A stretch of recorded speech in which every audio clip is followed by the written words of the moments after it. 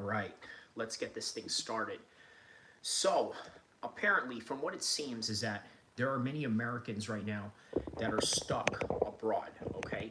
And there's a good reason why they are stuck abroad right now. And one of those reasons is because of the fact that there's a war going on outside and no man is safe from, okay? Not to take some lyrics from Mobb Deep, but that's literally what is going on right now, okay? So, right now, the reason why they are not able to leave is because no planes want to fly in the skies of Dubai, in the skies of Saudi Arabia, and in the skies of the UAE, in the skies of Qatar, in the skies of Iran. So basically, the Middle East, as it always has been, is a very volatile region, and now more than ever.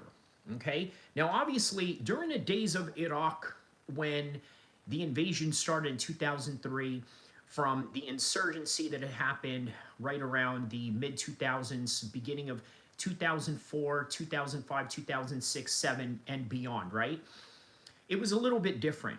You see, back then, yes, you can fight a war with insurgency. And by the way, the majority of those fights were done against, well, insurgents, rebels, whatever you want to call them. Some people call them freedom fighters, depending on what your taste palette is in that particular order. But the point of the matter is, they were not state actors. They did not have drones. They did not have the type of equipment that, let's say, America has right now, or even Iran, even China and Russia, who, by the way, are very much involved in this whole entire process, right? It says, good morning, young base Sega. Good morning to you as well, sir. How are you doing this morning? I hope that everything is okay on your part of the world, and I hope that you are blessed and also healthy as I would wish anybody to be, as I would wish for myself. Victory says, so what happens next? What happens next is that we don't know, okay? Because I did post on the community, right? I did post on the community. Well, as far as how will the U.S. respond, I think we know, Marty, right? That's what Victory asked on the comment section right now. How will the U.S. respond? Well, the next step is ground troops, obviously. That is going to be the next step. They're going to have ground troops. There is no way around that. Now, how are they going to do that when the U.S. military in the past couple of years has been complaining about really not getting the efficient amount of recruits that they need? And this is a serious matter at hand, right? Because look, here's the thing that you have to understand. Just like the UFC, you will always have elite fighters that are going to come and wanting to compete. Just like in special forces, in the CIA, in special operations or special activities unit, you will always have type A personalities that will volunteer or that have prepared all their lives, okay, from the time they were playing cowboys and Indians in the middle of the Midwest in some farm that they live in, or they were playing cops and robbers, or were playing soldiers, or playing with G.I. Joe action figures, right? And then growing up to be a bunch of, you know, straight Chad alpha male types, right? They will always join the special forces. Those guys will always exist. And that encompasses every single country in the world. Okay, you're always going to have guys in Russia that always wanted to be Spetsnaz soldiers, okay, or become Khabib Nurmagomedov, right? In France, you're always going to have guys that that wish to be what's that soccer player's name? The French soccer player Hakimi, right? There's always guys that want to be like Hakimi, and then there's guys that want to be like Benoit Saint-Denis. Okay, there's always going to be guys like that that are top A level personalities. However, the problem is the United States military, in fact, all of the military around the world, doesn't just encompass type A personalities. They also encompass normal people that just want to, let's say, get a college degree, or people that want to have a little bit of experience in the military, or just people that are what I would like to call them is mercenaries. I mean, let's be honest about it. You know, what is a mercenary? Somebody that fights for money. Imagine living in a hood, living in a destitute situation, and then an Army, Marine, Navy, and Air Force recruiter comes your way and says, hey, let me offer you an opportunity and a way out of this, All you got to do is just do what you're told. Wake up in the morning when you're told to wake up and follow orders. Okay, simple enough. The problem is America is fat. America is out of shape. The majority of Americans are fat and out of shape. And what's crazy about that is we have the best athletes in the world. We have some of the best athletes in the world. And I got to tell you, with the type of athletes that we have, we also have some of the fattest people in the world now. Make that make sense, but that's the reality of the situation, right? For every Tim Kennedy, there is a Bert Kreischer. For every, name another guy, Jocko. For every Jocko, for every David Goggins, there is, I don't know, name some fat loser, an MMA guru, right? Okay, that's the British, but for every Bear Grylls, there is an MMA guru, although MMA guru is, I mean, to be fair, he's a bit of, in shape, right? So I'm going to give him that credit, right? But under no circumstances, I think he would have the mental fortitude to really withstand war, right? He says, for every Jocko, there's a guru. Okay, there you go. There it is. We said it at the same time. There it is. Yes, for every Jocko, there's an MMA guru. Yes, but obviously Jocko is a representation of of American servicemen. Being that we're comparing to a British guy. How about Bear Grylls? Right. There's a famous British special forces guy that made his way into the mainstream social media world. In fact, not just the social media world, but you've seen Bear Grylls also do content with Anthony Joshua, right? Where, basically it was on, national TV, not just, never mind the internet. Brad Pitbull says, I joined to see what boot camp was like. I learned to march. Well, here's the thing about marching, right? What a lot of people don't know about that is the purpose of marching is being able to develop military bearing. What exactly is military bearing? Well, for example, if you are in a firefight situation and you're ducking on a table or you're ducking in a very safe, secure area that's keeping you cover, right? You have to maintain military discipline, military bearing. What's another example of military bearing? Let's say you're a sniper. Let's say you're hiding out in the desert somewhere or in the jungles and you have to pee, you have to, go to the bathroom. You got to sit there in that prone position waiting for your target until the target comes. And if you got to pee in your pants, you got to pee in your pants, so be it. If you got a number two, you have to do that. And I'm sorry, I'm very much against doing toilet talk. I'm an Arab man with dignity, for crying out loud, right? So it's not something I want to be graphic about, but that's the reality of the situation. In fact, I remember in basic training, one kid peed in his pants because we were told to stand in attention. There's plenty of hours of that. You just stand in attention. The drill instructors are inside their barracks and you don't know what the heck they're doing or this and that, but you're just told to stand there in attention, right? One kid named, well, I don't want to mention his name. I don't want to mention anyone's name, but he peed in his pants, right? And then after he peed in his pants, guess what happened? The captain of our training regiment came in there and basically tried to investigate the situation. So this is where I learned how a lot of cover-ups happen in the military, right? Very early on. The drill instructor said to us, listen here, this is what you guys have to do, okay? You don't say anything. You don't say, a damn word. In other words, let me just translate that in hood American English for you guys. Don't be a freaking snitch. Okay, because obviously there was, some serious violations, okay, just allowing us to stand there and then allowing him to pee in his pants, and obviously that caught the attention of, of the captain. So, but anyways, on any regard, that is what military bearing is, right? Military bearing, being able to just stand in position for a long time. So that's what marching really is. Now, here's the thing. Marching, believe it or not, has some functional patterns that you can sort of emulate from that, okay? Now, obviously, back in the days, marching was a way to intimidate the other side, or, as you know, in the revolution, they fought with muskets, right? They loaded the muskets and shot it, and this, that, and the other, and, and then they're just basically standing in that particular position with no attention to, let's say, taking cover or this and that. And by the way, that was until the Revolutionary War, and this is something that I've learned all throughout history, was that it was in the Revolutionary War where Americans had decided to play a little bit dirty. And what exactly does playing dirty mean? Well, guess what?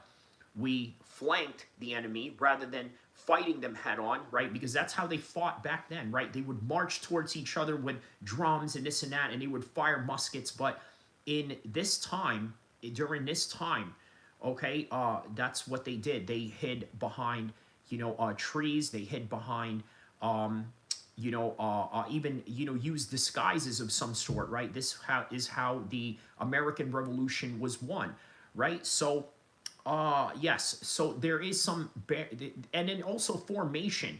Being able to have the formation when you are doing, tactical CQB, or just being out there in a field, right? Being able to watch your buddy six and this and that, right? So there's functionality behind marching. So, yes, we did say that at the same time regarding MMA Guru and Jocko. Hate Love says, Brad, hello. Sorry again, I was about cranky the other stream. Okay, so I will calm down now. All right, I guess that's indicative of you fasting, I suppose, Hate Love, right?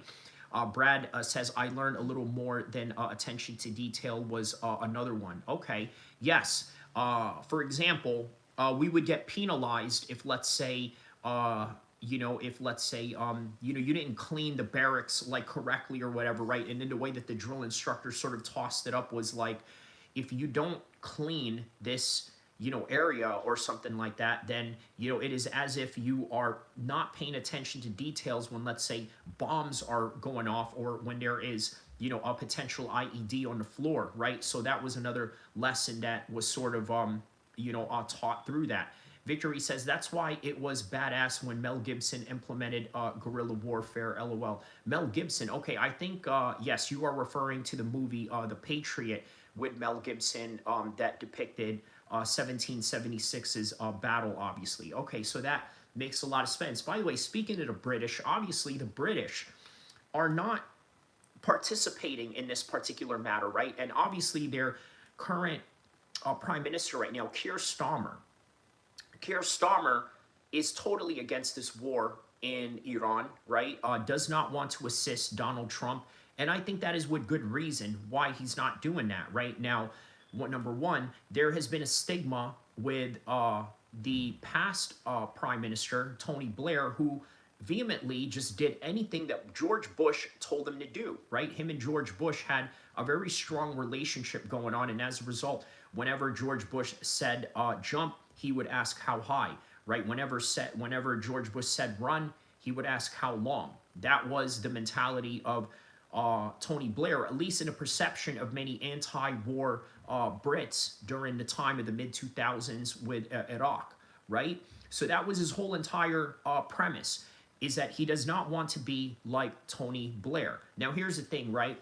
People say that Donald Trump has low approval rates in the United States. Maybe some of that is true, right? Maybe there's some truth to that, right? Considering the fact that there is a highly volatile situation going on in the country right now, on top of all of these things that are going on, right? For example, I always diss people every time they come after me. What do I say? You don't have $5,000 in your bank account. You got your car lights on. You got debt high up to the ceiling. You got underlying health issues, and you can't deal with it because you don't have the proper insurance to, combat that. These are the lines that obviously I don't say all of those verbatim, right? Some of those I sort of like just kind of reworded differently, but within that order. This is the reality of many Americans. I know it sounds like a diss song that I'm throwing at trolls or whatever, but this is actually the reality of most Americans. And by the way, when I'm even saying these things to the trolls, it is not as if I'm speaking directly at them. It is as if I'm speaking to the proverbial version of the person in front of me, meaning all Americans in general, right? Because I don't know you from a can of paint, but what I do know is that, number one, a lot of Americans don't have a lot in their bank account. Number two, their check engine lights is on. Number three, they got debt high up to the ceiling for multitudes of reasons. And number four, they got underlying health issues that they cannot confront because they don't have the proper insurance to deal with it. So this is the reason why, as much as that is a diss song, that I throw at trolls, guess what? This is primary the reason why many Americans are at a high disapproval rate towards Donald Trump. So going back to Keir Starmer, he's also got number 5, they can't run a mile. Oh, well, that problem right there is indicative of the fact that we are going to have some serious problems recruiting conventional forces, right? I mean, look, like I said, right, there's always going to be Tim Kennedys and Jockos of the world, right? David Goggins type of figures in America. We're always going to have guys like that. The problem is, where are you going to find normal men who want to do infantry jobs, who want to do artillery jobs? Better yet, how about aviation mechanics? Because guess what? As much as as a young Marine back in the days, as much as I made fun of people that were quote unquote polks that worked on aviation mechanics, and I would say things to the effect that maybe they're not real Marines because they can never really be in combative situations. Well, guess what? Now they're needed more than ever, because guess how the war is going to be fought today? It is going to be fought through aviation, and not only that, through drones and technology. So guess what, man? The nerds are needed more than ever, right? So we need nerds. We need normal people that will be willing to fight. And that's that, right? He says, why join the military? You can get rich doing TikTok dances. There you go. That's the reality of the situation, right? You see, back then, let me tell you something, right? I hate to reveal this, but I think at some point this is something that a lot of people are going to find out, about me anyway. So I was stuck in Egypt for a couple of months, right? And this is sort of the reason why I felt compelled to do this particular live stream and title it the way that I did, right? I know what it's like to be stuck in a Middle Eastern country. And why was I stuck there? I'm never going to tell you why, but just know that I was stuck there for, a certain amount of time, and I wanted out and I couldn't get out. And the reason for that is because, well, let me tell you how I dealt with it, right?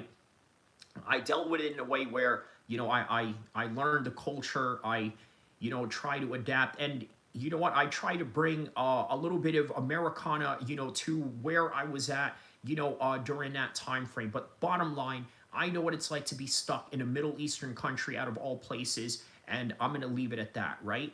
But he says, if ask any young kid what they want to do when they get older, most say a YouTuber. Yeah, well, get in line, because I'm here to compete with you, and none of you little kids are going to be able to compete with me in this world of YouTube. Because number one, you dumbasses don't even have the experience to even talk about anything, right? You don't have any experiences to talk about anything. So what exactly are you going to compel other people towards your direction, right? Aiden Ross is quite lucky to be in a position he's at. If you really think about it, what was he before a streamer? He's just a streamer. He hasn't really done anything in his life. He hasn't really done anything prominent. He hasn't really accomplished anything. He hasn't really took risks, right? He never fought. He never joined the military. He never had real jobs to, talk about anything interesting. And guess what, young kids? You are competing with a psycho like me on YouTube that, guess what, if you even come close to my circumference or anything like that, you better believe that if I see you at a YouTube industry party, I'm going to Suge Knight you, and that's exactly what I'm going to do. He says, have you seen any of the clips with the Neon Gaethje? Pure cringe. Exactly. Right? Oh my God, you own guns. You own guns. Yeah, fool. Because he's an American who lives in Colorado. Of course he's going to own guns. And then on top of that, he's half Mexican, so he has a little bit of that gang-banging spirit in him, indicative of his fighting style, right? So that's Justin Gaethje in a nutshell. So exactly, right? Now think about this, right? If I was to do that content with Justin Gaethje, now would that be far more entertaining if I was to do that?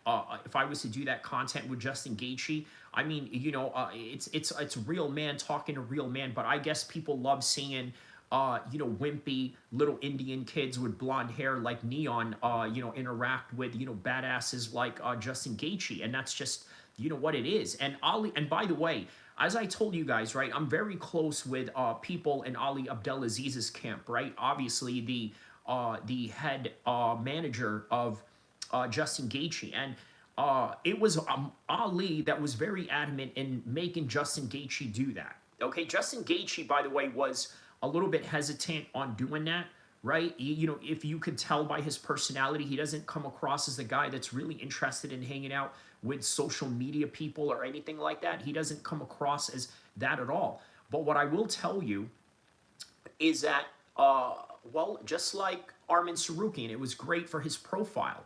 Right now we know who Armin Sarukian is, and then he got to punch Giorgio, so now he's got a rematch with him, and this is all before we can even see Armin Sarukian step into the cage. This is all great stuff for him. But whether we like it or not, these cringy kids, you know, as much as you hate them and as much as I don't like them, they are a way of life in terms of promoting yourself. Even myself, look, I'm not going to sugarcoat it with you guys. If I got an opportunity to do content with Neon, I'm going to take it. Now, the only difference is that I'm not going to act out of character. I'm not going to, you know, do anything cringe. I'm just going to be myself, just like if I was to meet him, you know, in any normal setting. The only difference is that, guess what? You know, I'm going to behave in the same way as if the cameras were not there. But knowing the cameras are there, I know that it's a great opportunity, and anybody who's in the show business, right? Because that's what we are in, right? Of course, I like to think of myself as an analyst. I like to think of myself as, you know, some sort of like, you know, experienced world traveler that can give people some sort of advice on how to travel on these volatile regions. But the reality is that, you know, I am an entertainer by the end of the day. So with that in mind, anything that I tell you when it comes to, you know, criminal activities or things of that nature, by the way, it is all purely entertainment. I am an entertainer, and none of this is, well, I'm not going to say I'm playing a character, but let me just say that it's not far-fetched from the reality of what I got going on. Victory says, yeah, that's why Justin was doing it, but you could tell he wasn't liking it. Oh, of course, man. He says, do you speak any other Arabic, of course. But yeah, now here's the thing about Arabic, right? I learned it through street speaking. And what I mean by that is being around, you know, an environment where Arabic was, you know, mostly spoken. Now, the only difference is that I can't write Arabic, right? I can speak it, but I can't write it. So I'm literally illiterate when it comes to Arabic, you know, in terms of writing. But language-wise, yes, I can, you know, well, I can speak it, no problem. You know what I mean? I can have a, you know, good enough communication with, well, put it like this, right?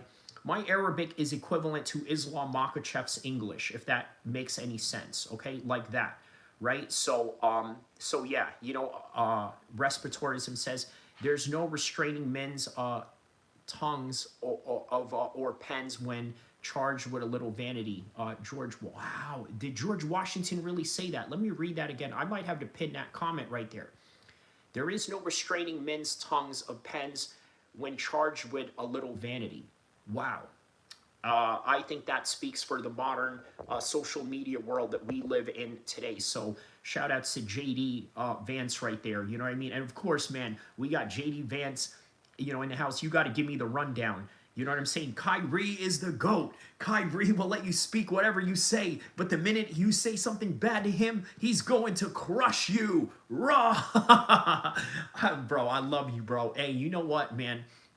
I got to be honest with you. I am so thankful to have the kind of audience members that I have, right? It is actually, you know, a dream of mine. Not just a dream of mine, but you know, something that I've always wanted. I wanted to create a community that was not only diverse, but was also very much informative, right? Very informative in, you know, the experience that they have, whether it's through martial arts or whether it's through, let's say, the streets, right?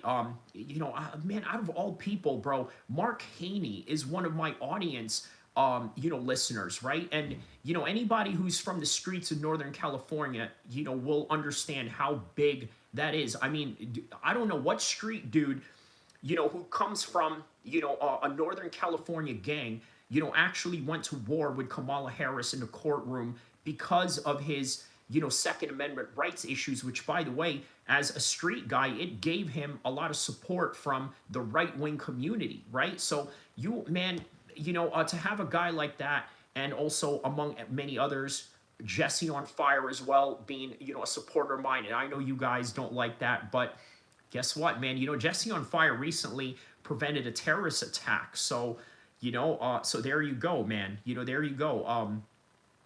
He prevented a terrorist attack, right? And so that right there is awesome.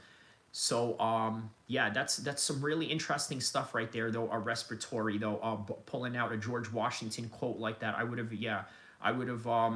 yeah, I never would have imagined that he would say something like that. That's so prolific.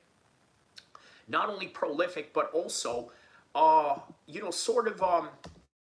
sort of stands the test of time and what have you. He says, this man will let you speak his mind as long as you don't disrespect him. That's right. He is the undisputed GOAT. Keep doing what you're doing, Kyrie. The world needs more people like you. Man, well, thank you for that, man. Thank you. You know what? I'm glad that you did say that because, you know what? As much as I do that, I'm surprised that not a lot of people do that. That's what's crazy, right? I am surprised that that is not something many people do, right? Breaking news: 50 Cent just donates $10 million for emergency support efforts in southern Iran. Wow. All right, man. Well, that's a W for 50 Cent right there, man. Shout out to 50 Cent. Obviously, 50 Cent, for those of you that, served during the mid 2000s, you know that 50 Cent was like the Jimi Hendrix of the war on terror era. And his music, listen, his music was made for, taking people out. That's really the best way to, to put it. So, let's see here. Okay, so let me show you guys this clip of, an American that is stuck abroad. Okay, here we go.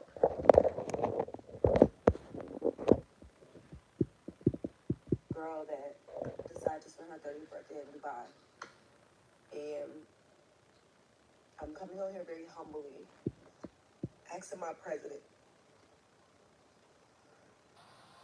to just seize it. I'm an American taxpaying citizen, and I've now been stuck over here since the 24th. I've been blessed to be able to buy 3 different flights from 3 different airlines, and they've all been canceled. I don't know who this will reach. I don't know if it'll reach anyone. But I am not the person who gets over here like this. But I am desperate to get home to my family.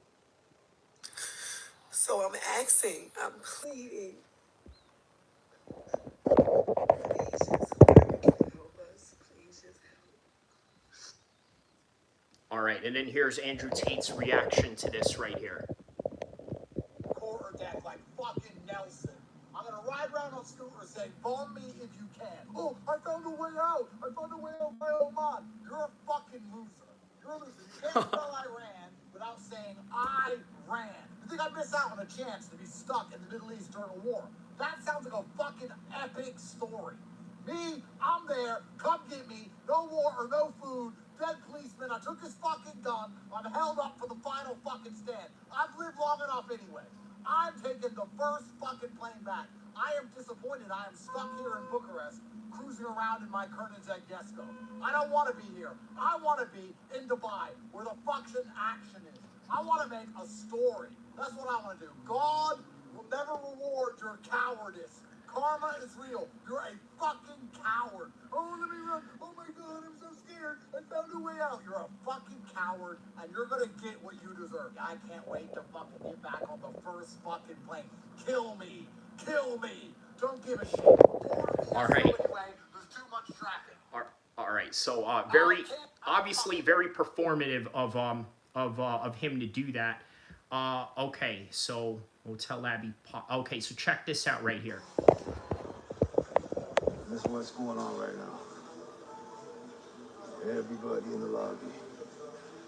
Everybody in the lobby. Outside is packed. People outside the room. No one wants to be in the room right now. This is what's going on, so you guys know what's popping. Live from Dubai.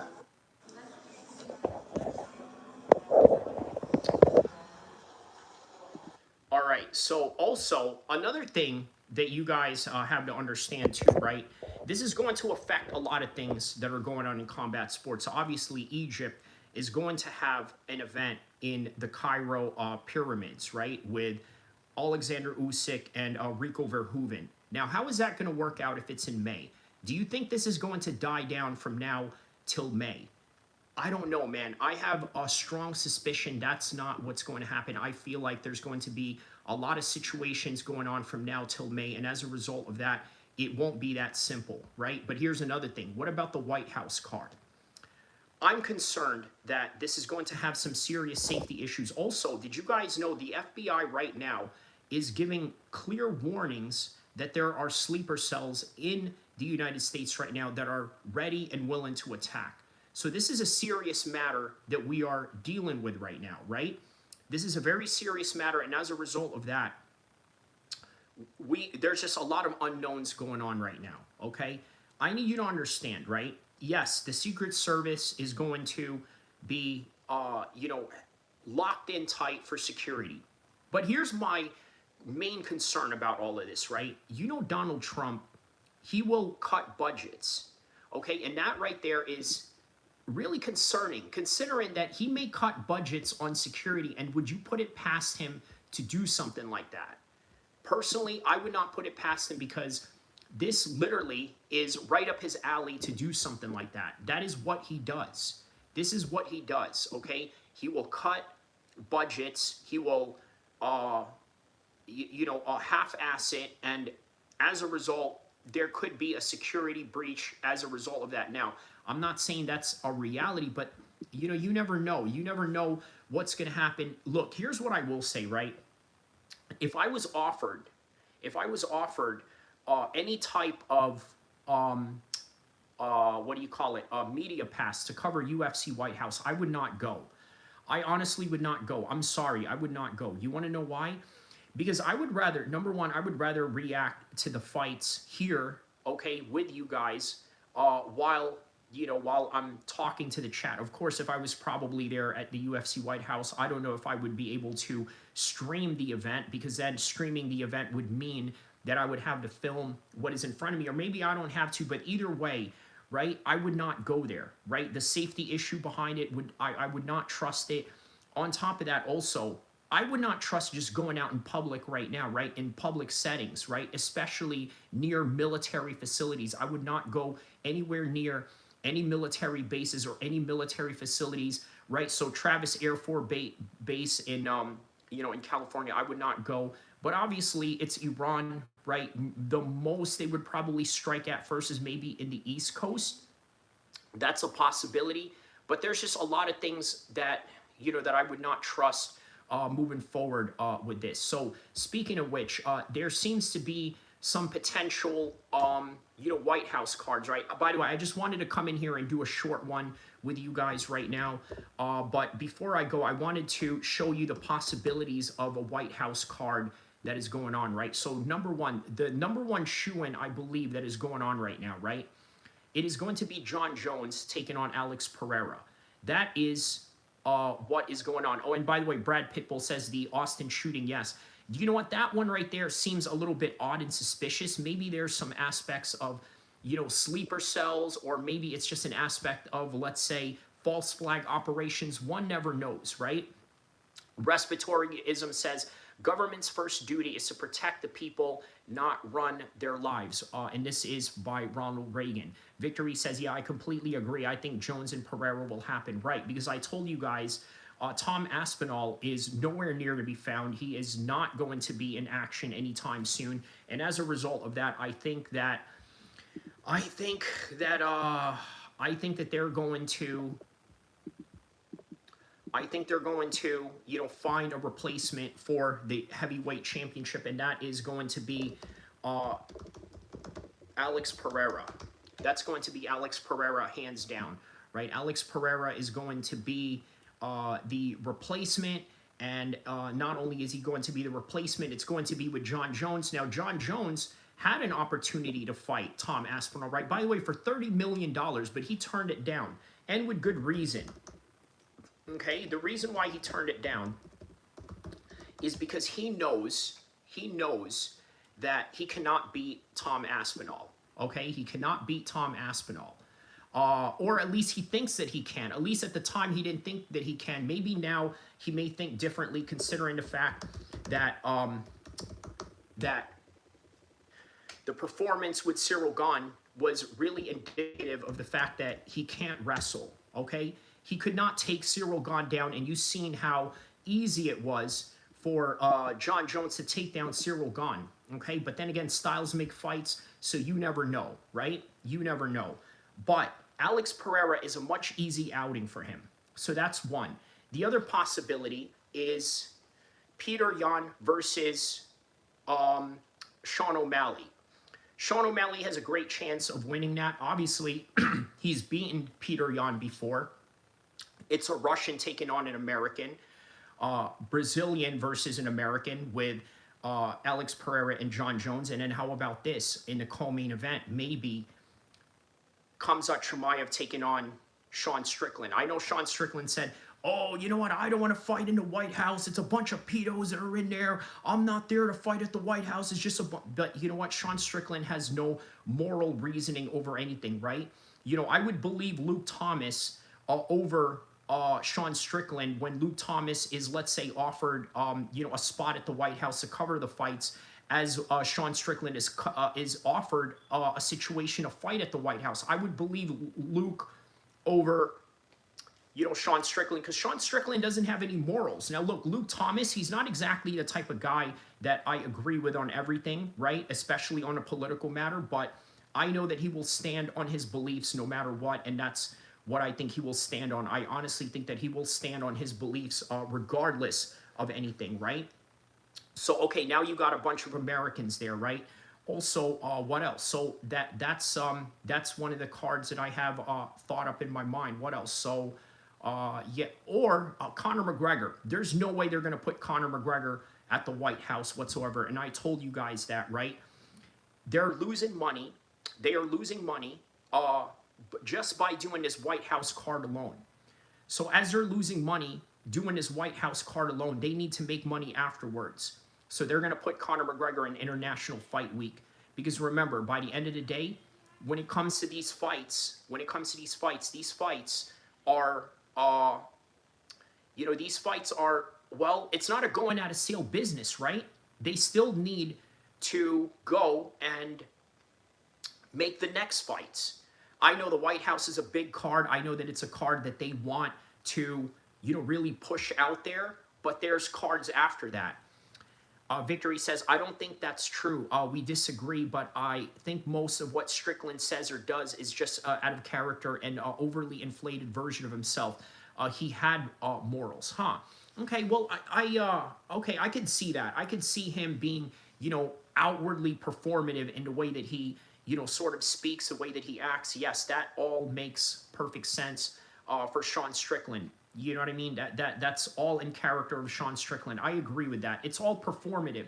However, what isn't performative is that, yes, you know, he is a very traumatized kid. There's no doubt about that, right? He's a very traumatized individual. And as a result of being, you know, a highly traumatized individual, it is not that far-fetched for him to act a certain way, to lie, exaggerate, or even break moral code to any degree.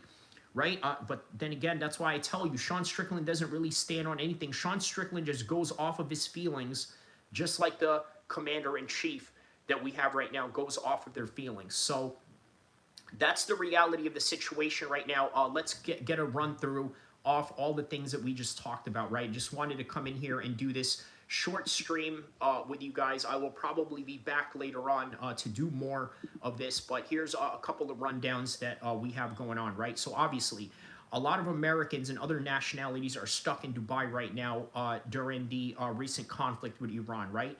I have a phone number on the community section that I posted where you can sort of call the State Department if you have some issues going on. Now, here's the thing, right? A lot of people have been telling me when they tried to call, the answer was this: there is nothing that we can do, in plain English, okay? That's one aspect of the story that we talked about. And then obviously we played you some videos of people that, you know, have had experience not being able to go home right now. And then Andrew Tate is stuck in Hungary, and he's saying, you know what? Was it Hungary or is it Romania? But either way, he's stuck in Eastern Europe saying, I would love to go there. Obviously, performative, right? Same thing with Sean Strickland saying he wouldn't fight at the White House. It's all performative. Or maybe they will save the Khamzat and Sean Strickland fight for somewhere down the line of maybe summertime, right? Maybe July or something like that, right? International Fight Week again, right? Maybe in the same card with Conor McGregor or a card after that, because once again, they have to spread out their stars, you know, and can't spread them too thin in one particular card. So, you know, that's that. The second aspect that we talked about, the UFC White House facing security issues along with the matchmaking that we talked about, right? So once again, if they're going to have Americans in that card, Sean Strickland against Khamzat, American versus a Russian. Peter Yan versus Sean O'Malley, American. And by the way, yes, potentially winnable for Sean O'Malley because he's already beaten him. And Peter Yan is now the champion right now after that upset that he had against Merab. Okay? So there's that. And then there's Alex Pereira taking on John Jones, the biggest American star of them all.